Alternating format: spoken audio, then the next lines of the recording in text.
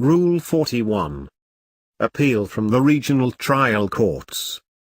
Section 1. Subject of appeal. An appeal may be taken from a judgment or final order that completely disposes of the case, or of a particular matter therein when declared by these rules to be appealable. No appeal may be taken from a. An order denying a motion for new trial or reconsideration. b. An order denying a petition for relief or any similar motion seeking relief from judgment. c. An interlocutory order. d. An order disallowing or dismissing an appeal. e.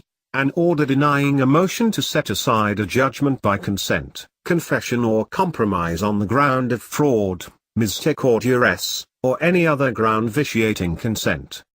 f. An order of execution. g. A judgment or final order for or against one or more of several parties or in separate claims, counterclaims, cross-claims and third-party complaints, while the main case is pending, unless the court allows an appeal therefrom, and h. An order dismissing an action without prejudice. In all the above instances where the judgment or final order is not appealable, the aggrieved party may file an appropriate special civil action under Rule 65. Section 2. Modes of appeal. a. Ordinary appeal. The appeal to the Court of Appeals in cases decided by the Regional Trial Court in the exercise of its original jurisdiction shall be taken by filing a notice of appeal with the court which rendered the judgment or final order appealed from and serving a copy thereof upon the adverse party. No record on appeal shall be required except in special proceedings and other cases of multiple or separate appeals where law on these rules so require. In such cases, the record on appeal shall be filed and served in like manner. b. Petition for review. The appeal to the Court of Appeals in cases decided by the Regional Trial Court in the exercise of its appellate jurisdiction shall be by petition for review in accordance with Rule 42. c. Appeal by certiorari. In all cases where only questions of law are raised or involved, the appeal shall be to the Supreme Court by petition for review on certiorari in accordance with the Rule 45. Section 3. Period of ordinary appeal. The appeal shall be taken within 15 days from notice of the judgment or final order appealed from. Where a record on appeal is required, the appellant shall file a notice of appeal and a record on appeal within 30 days from notice of the judgment or final order. The period of appeal shall be interrupted by a timely motion for new trial or reconsideration. No motion for extension of time to file a motion for new trial or reconsideration shall be allowed. Section 4. Appellate court docket and other lawful fees.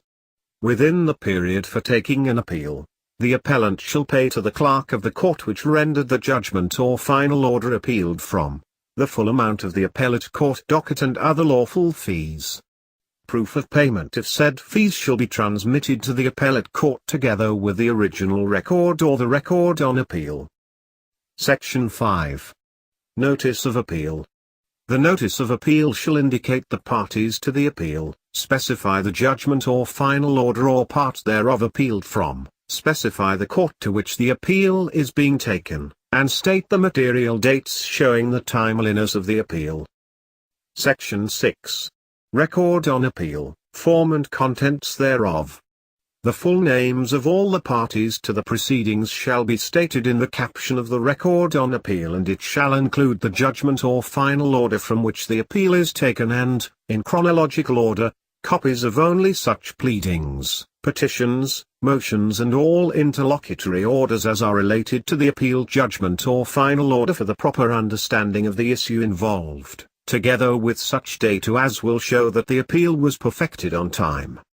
If an issue of fact is to be raised on appeal, the record on appeal shall include by reference all the evidence, testimonial and documentary, taken upon the issue involved. The reference shall specify the documentary evidence by the exhibit numbers or letters by which it was identified when admitted or offered at the hearing, and the testimonial evidence by the names of the corresponding witnesses. If the whole testimonial and documentary evidence in the case is to be included, a statement to that effect will be sufficient without mentioning the names of the witnesses or the numbers or letters of exhibits. Every record on appeal exceeding 20 pages must contain a subject index. Section 7. Approval of record on appeal. Upon the filing of the record on appeal for approval, and if no objection is filed by the appellee within 5 days from receipt of a copy thereof, the trial court may approve it as presented or upon its own motion, or at the instance of the appellee, may direct its amendment by the inclusion of any omitted matters which are deemed essential to the determination of the issue of law or fact involved in the appeal.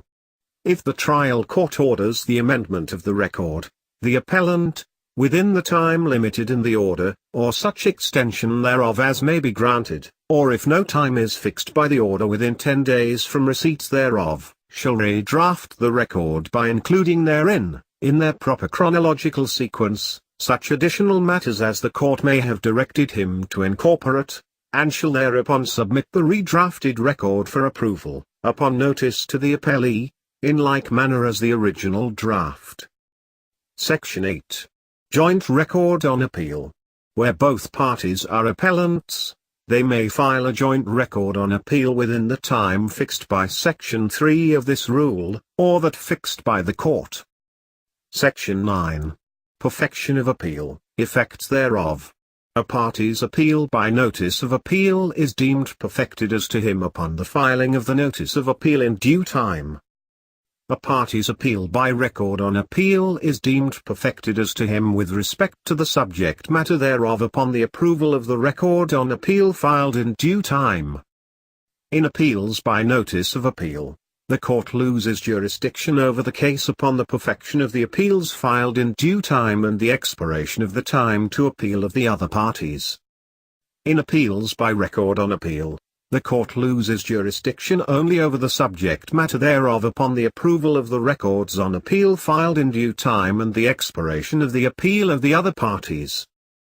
In either case, prior to the transmittal of the original record or the record on appeal, the court may issue orders for the protection and preservation of the rights of the parties which do not involve any matter litigated by the appeal, approve compromises, permit appeals of indigent litigants, order execution pending appeal in accordance with 2 of Rule 39, and allow withdrawal of the appeal.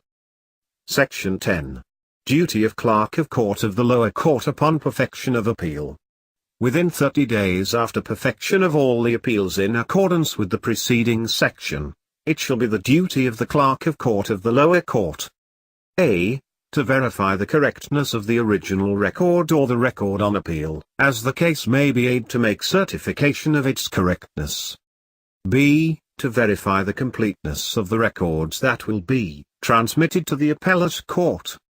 c. if found to be incomplete, to take such measures as may be required to complete the records, availing of the authority that he or the court may exercise for this purpose, and d. to transmit the records to the appellate court. If the efforts to complete the records fail, he shall indicate in his letter of transmittal the exhibits or transcripts not included in the records being transmitted to the appellate court, the reasons for their non-transmittal, and the steps taken or that could be taken to have them available.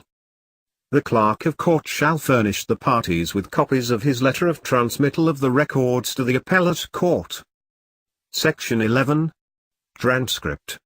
Upon the perfection of the appeal, the clerk shall immediately direct the stenographers concerned to attach to the record of the case 5 copies of the transcripts of the testimonial evidence referred to in the record on appeal. The stenographers concerned shall transcribe such testimonial evidence and shall prepare and affix to their transcripts an index containing the names of the witnesses and the pages wherein their testimonies are found, and a list of the exhibits and the pages wherein each of them appears to have been offered and admitted or rejected by the trial court. The transcripts shall be transmitted to the clerk of the trial court, who shall thereupon arrange the same in the order in which the witnesses testified at the trial, and shall cause the pages to be numbered consecutively. Section 12. Transmittal. the clerk of the trial court shall transmit to the appellate court the original record or the approved record on appeal within 30 days from the perfection of the appeal, together with the proof of payment of the appellate court docket and other lawful fees, a certified true copy of the minutes of the proceedings, the order of approval, the certificate of correctness, the original documentary evidence referred to therein, and the original and 3 copies of the transcripts. Copies of the transcripts and certified true copies of the documentary evidence shall remain in the lower court for the examination of the parties. Section 13. Dismissal of appeal. Prior to the transmittal of the original record or the record on appeal to the appellate court, the trial court may motu proprio or on motion dismiss the appeal for having been taken out of time,